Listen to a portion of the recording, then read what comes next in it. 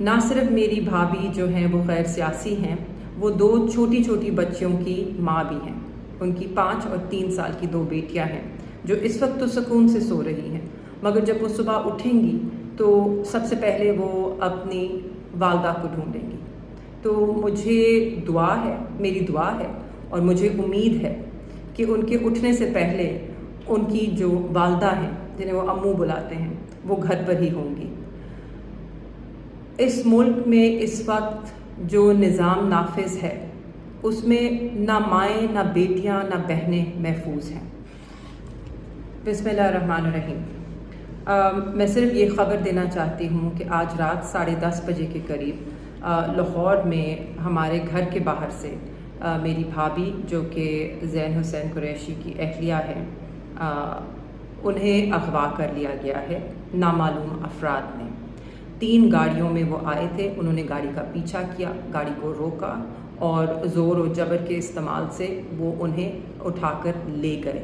जब हमारी गाड़ी ने उनका पीछा करने की कोशिश की तो 2 वीगो डालों ने हमारी गाड़ी का रास्ता रोका, जिसके बाद ड्राइवर ने मेरी वालदा को ये मालूमात दी।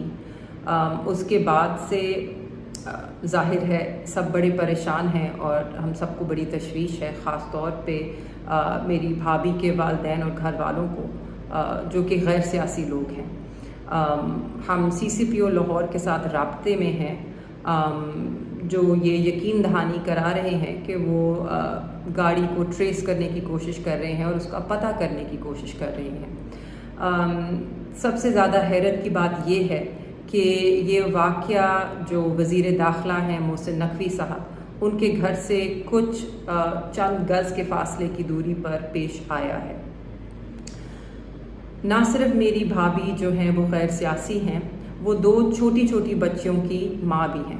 उनकी 5 और 3 साल की 2 बेटियां हैं जो इस वक्त तो सुकून से सो रही हैं, मगर जब वो सुबह उठेंगी तो सबसे पहले वो अपनी वालदा को ढूंढेंगी।